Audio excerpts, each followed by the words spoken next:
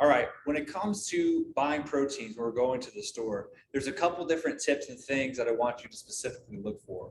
We want to look at the type of meat, the cut of meat, right? And also how it was cooked is going to make a big difference, whether it is a lean protein, which means it's a higher quality protein source, versus a high fat source, which may be a lower quality protein source.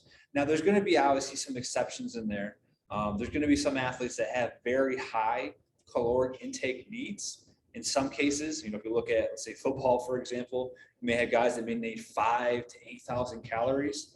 And maybe in that case, a little bit higher fat meat may be more advantageous for that person just because it's going to give them the calories that they would need that they might not get otherwise in some of those more probably leaner cuts of meat. But for the most part, again, what I want you to think of is we want lean meats that are very high quality sourced options. Okay. So if we look at the two pictures right here, right? Let's say I didn't even have these words that are on the screen. You could probably tell very quickly, right? What's the higher quality choice versus what's the lower quality choice, all right? So I gave you two examples, all right? So that way we can kind of tell the difference. If we look at the top picture right here, this is what would be a grilled chicken breast, grilled and boneless, all right? So since it was grilled, or if it's baked, broiled, sauteed, right? Looking for those better quality cooking methods is going to be super important. Versus, if we go over to the right-hand side, we can see this is coated, it's deep fried, right? Which is essentially going to make it a lower quality protein choice. In this case, this option may make you feel sick, nauseous, heavy, sluggish, slow, a lot of those kind of keywords that you might hear all the time, or that maybe if you're an athlete watching this, experienced it yourself. Now, this is me not saying that you can't ever have these options, right? We had the exception that we talked about a little bit earlier, right? And you have 21 meals a week, 7 breakfasts, 7 dinners, and you have 7 lunches. Now, if 1 or 2 meals a week you have something like this, right? Not a huge deal.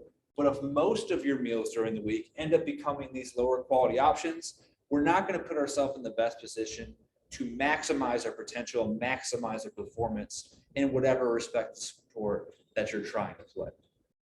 Okay. If we come down here for another example, right? These are 2 different cuts of beef, right? So the cut of meat is a big difference.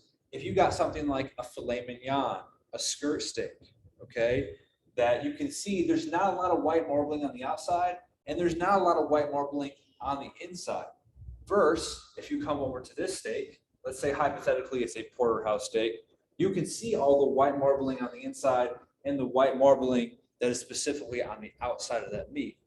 This is very high in what's called saturated fats, okay? We do need some saturated fats in our diet, but if we take them in excess and frequently throughout the week and take in too much, right, this can be essentially then pro-inflammatory. We deal with a lot of inflammation, soreness, throughout the week when we train. Typically it's just a natural process, right? The delayed onset muscle soreness or maybe some aches and pains, again, based off all the training and exercise we're doing.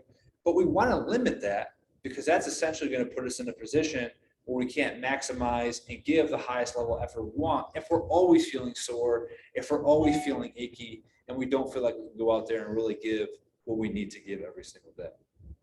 Okay.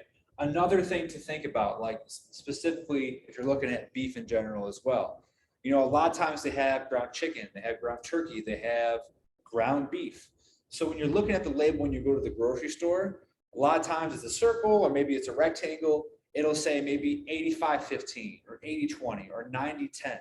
What that top number means is how lean, okay, or how much of that specific meat is a lean protein option. And then the bottom number is essentially how much fat is ground in with that specific meat.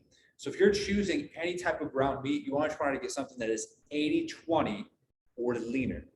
Now, just know the leaner that you go, there's going to be a little bit less fat. And a lot of times when you go with very lean meats, sometimes that can affect the flavor a little bit.